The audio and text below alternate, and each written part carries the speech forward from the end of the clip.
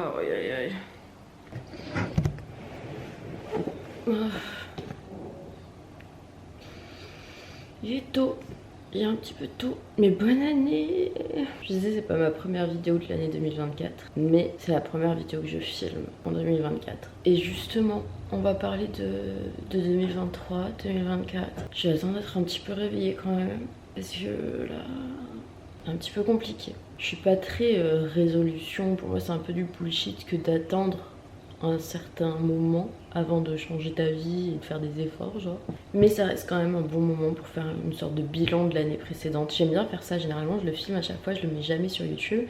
Et cette année, je le mets. Je vais faire un petit bilan de mon année précédente parce qu'il s'est passé beaucoup de choses. Et puis je vais voir un peu ce que je me souhaite pour 2024 sans parler de résolution de hyper concrète, etc. Ça me permettra, genre à la fin de l'année 2024, de revenir sur cette vidéo et de me dire si oui ou non j'ai un peu respecté genre ce que je voulais. Mais avant ça, je vais prendre une douche parce que là, il faut que je me réveille quoi. Il faut que je mette un peu d'énergie dans ce corps. Donc c'est parti. C'est parti. Oh, oh. Oh, allez, on y va.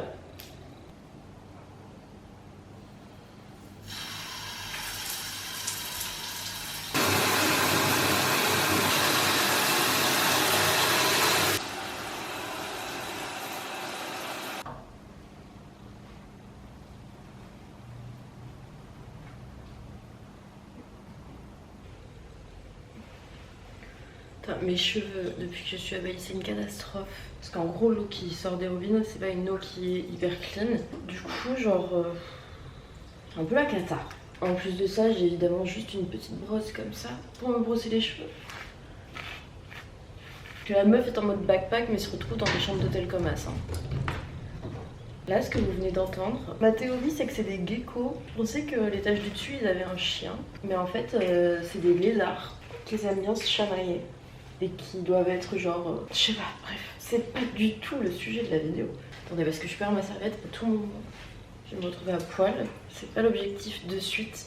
En tout cas. Ok, donc déjà le contexte par rapport à l'année 2023, ou genre état des lieux un petit peu. En 2023, j'étais encore étudiante. J'étais en master 2 de communication dans une école de communication que je ne citerai pas parce que ça sert à rien. Et bien que mon école soit à Lyon, j'étais montée à Paris l'année précédente pour faire un stage. En 2023, j'ai fait mon alternance. Dans la même entreprise, plus ou moins, que celle où j'ai fait mon stage. Donc j'étais dans le domaine de la seconde main, je travaillais sur de l'événementiel, sur du community management, tout ça, tout ça. Attendez, j'ai l'impression que je suis un petit peu...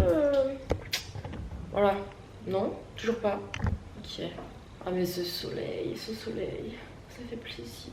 Attendez, parce que je vais mettre ma chemise parce que là, j'ai l'impression qu'à tout moment, je me retrouve à poil. Je me sens déjà un petit peu moins nue. Donc je faisais ce stage à Paris, mais en vrai j'ai dû faire face un peu à des difficultés au niveau du taf. Des trucs où je savais que je pouvais pas m'épanouir dans cette entreprise-là, en tout cas. Même si j'avais trouvé mon domaine en commençant à étudier la communication, genre j'étais pas... Enfin en tout cas j'étais pas entourée de personnes qui me poussaient, on va dire... Je pouvais pas exploiter mon plein potentiel, on va dire. Donc j'étais un petit peu frustrée, etc. Mais vas-y, c'était pour l'école, il fallait que je termine mon alternance pour valider mon année. Et c'est ce que j'ai fait. Donc j'ai validé ma 5e année de master et j'ai terminé mes études. Amicalement, c'est vrai que 2023 pour moi c'était une année hyper importante parce que j'ai vraiment eu le sentiment d'avoir trouvé mon cercle d'amis et d'avoir enfin trouvé genre un cercle d'amis qui était sain, qui était bienveillant, qui me poussait vers le haut. Du coup amicalement genre vraiment c'était le rêve. Donc professionnellement c'est fait, amicalement c'est fait. Maintenant amoureusement, en fait je voulais faire ma skincare mais en fait je suis en backpack, du coup genre j'ai juste une crème hydratante, c'est tout. Je suis lavé les dents, je vais mettre mon déo et puis la skincare est finie genre. Donc amoureusement catastrophe un petit peu parce que 2022 j'ai une rupture assez compliquée d'une relation qui m'a, j'allais dire trauma, peut-être que le terme est un peu fort mais qui m'a bien perturbée. Du coup 2023 j'étais toujours un peu dans ce processus de me retrouver moi-même, de savoir ce que je voulais, etc. Amoureusement en tout cas il s'est pas passé grand chose en 2023 mais en tout cas ça m'a permis de me retrouver, de passer à autre chose, c'est-à-dire d'oublier la relation précédente mais surtout de me retrouver moi Du coup, je suis arrivée au milieu 2023, j'avais l'impression d'avoir trouvé un équilibre parfait, parce que j'étais dans une ville qui me plaisait, avec des potes qui m'ont fait beaucoup de bien, dans un domaine de travail en tout cas qui m'intéressait énormément. Donc il y avait une sensation d'équilibre, sauf que, et c'est là qu'on a notre élément perturbateur, en fait il y a la fin des études qui approchait, et il y a le début de la vie active quoi, il faut bosser. Donc j'ai eu pas mal de questionnements sur ce que je voulais faire, ce que je ne voulais pas faire, est-ce que je voulais travailler à Paris, est-ce que je voulais travailler même, est-ce que je voulais voyager. Bon, pour ceux qui me suivent un minimum, vous savez où on en est. Pendant l'été 2023, c'était vraiment tous ces questionnements étaient là quoi. J'hésitais même à me lancer un peu en freelance, c'est quelque chose qui m'avait toujours intéressé, et encore plus avec l'expérience que j'avais eue professionnellement en alternance, parce que j'avais un peu envie de gérer mon propre truc pour vraiment me challenger, me pousser quoi. Parce que c'était pas du tout le cas dans mon alternance. Du coup, on arrive à l'été 2023, le grand tournant. Qu'est-ce qui se passe? Qu'est-ce qu'on fait? Et pour cette étape-là, je vais clairement me faire un petit thé et m'installer ailleurs.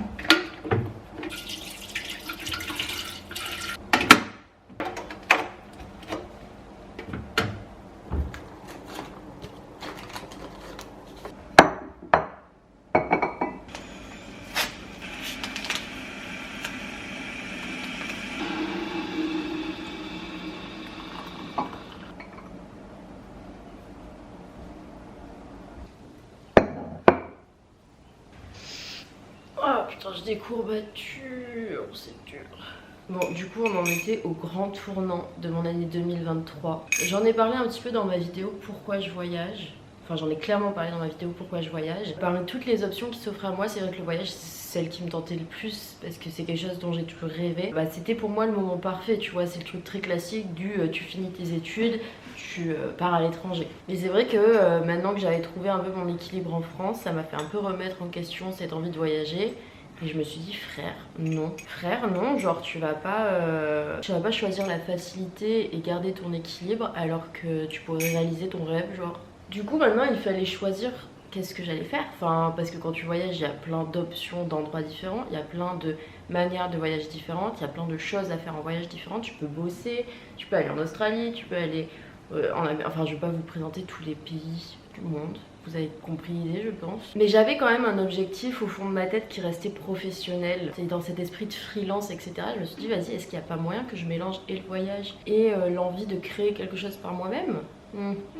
Et c'est là qu'est venue l'idée du coup de reprendre YouTube, de reprendre un petit peu les réseaux, de documenter en fait toute mon expérience. Et j'ai donc décidé de partir 6 mois à Bali. Tout le monde me dit à chaque fois mais 6 mois à Bali c'est trop long et tout. Oui, quand tu voyages. Mais en fait moi le but c'est de voyager un petit peu mais surtout de m'installer ici pendant 6 mois pour vivre un petit peu le lifestyle, pour rencontrer du monde, pour avoir des opportunités, pour vivre une expérience différente et en même temps une expérience qui peut intéresser une certaine audience. Donc le choix de la destination était clairement lié à mon avenir professionnel on va dire. Du coup j'ai vécu l'expérience de préparation de voyage avec vous, avec ma série Destination Bali, et j'ai vécu ça un peu de manière détachée, c'est-à-dire que je réalisais pas que je voyageais en fait. Genre j'ai pris mes billets d'avion, j'ai fait mes trucs, mes machins, mais je réalisais pas que je partais. Jusqu'au moment où, même pas quand j'ai pris l'avion, mais au moment où je suis arrivée à Bali, et là j'étais en mode ok, genre j'ai fait, tu vois, et j'ai une fierté immense parce que c'est un truc, j'ai jamais voyagé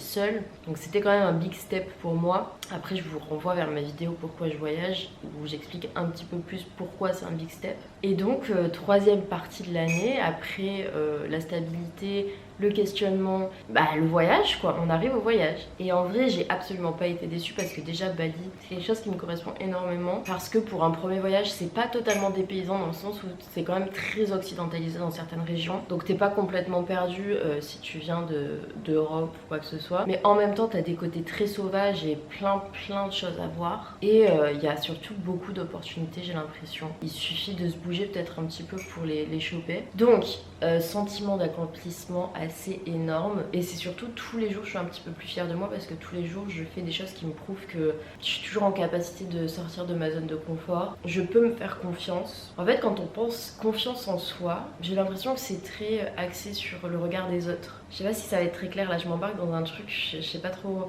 C'est très axé regard des autres, c'est-à-dire ma personne face au regard des autres, je m'assume, etc., etc. Mais avoir confiance en soi, concrètement, ça veut aussi dire que tu peux te reposer sur toi-même pour faire des choses et tu pourras t'en sortir, tu vois. Je sais pas si c'est très clair. J'ai revu un petit peu ma définition de la confiance en soi et c'est vrai que de se rendre compte que je peux gérer beaucoup de choses seule, que je suis autonome et assez indépendante, c'est quelque chose de rassurant et t'es beaucoup plus serein une fois que tu découvres ça parce que tu sais que tant que t'es là, tant que t'as toi, c'est ok.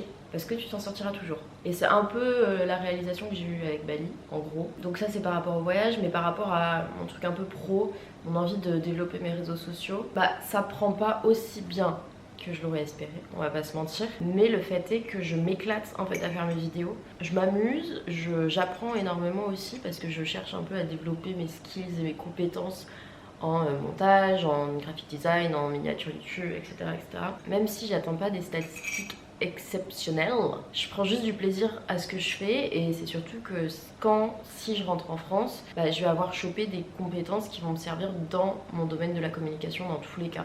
Donc ce sera que du gagné. Mais du coup bon, 2023 ok, c'est sympa. Mais maintenant 2024. Avec 2024 on continue sur une année qui va déterminer beaucoup de choses sur la suite de ma vie, comme ça a été le cas avec 2023. Parce que je me suis fixé 6 mois à Bali, donc jusqu'à novembre, décembre, janvier, février, mars, avril, jusqu'à avril. Sauf que avril ça approche dangereusement, genre le voyage passe très très vite. Et là je suis en pleine remise en question de mes objectifs, enfin pas de mes objectifs sont toujours là, mais de qu'est-ce que je fais? Est-ce que je reste plus longtemps ici? Est-ce que je vais autre part? Est-ce que je rentre en France? En fait c'est un peu les questionnements aussi que j'avais avant de partir, c'est-à-dire est-ce que j'attaque une vie active? Est-ce que je continue un petit peu sur les réseaux? Est-ce que je me lance en freelance dans la communication? Enfin, il y a plein de questionnements et là j'ai pas envie de me fixer d'objectifs de suite parce que c'est toujours en train de réfléchir dans ma tête. Mais juste il va forcément se passer des choses en 2024. Et sans parler de résolution, sans parler de trucs hyper concrets, ce que je me souhaite pour 2024 c'est de continuer à me challenger parce que c'est la seule manière pour moi d'apprendre à se connaître soi-même et à grandir en fait. Et de continuer de choper les opportunités qui s'offrent à moi. Parce que jusqu'à maintenant dans ma vie globalement j'ai eu beaucoup de chance et j'ai su saisir les bonnes opportunités au moment où elles se présentaient à moi. Mais j'ai un peu envie que 2024 ce soit moi qui aille les créer, ces opportunités. D'arrêter d'attendre que quelqu'un me tombe dessus pour me proposer quelque chose ou quoi que ce soit, mais d'être, on va dire, l'initiatrice de tout ça et de prendre un peu plus mon avenir en main. Même si avec Bali, etc., j'ai quand même bien pris mon avenir en main, j'ai envie professionnellement, en tout cas, de gagner confiance en moi dans ce domaine-là, parce que c'est vrai que c'est l'un des domaines où je manque le plus de confiance en moi, et de créer des opportunités. À côté de ça, j'ai envie de garder ma routine un petit peu que j'ai toujours là depuis 2 ans, c'est-à-dire de me lever tôt, d'aller à la salle de sport, de manger plus ou moins sainement, j'avoue que depuis que je suis à Bali c'est un peu la cata, de lire, d'apprendre, et je sais que ça peut vite énerver quand on parle de ce truc de se lever tôt, de faire du sport, etc.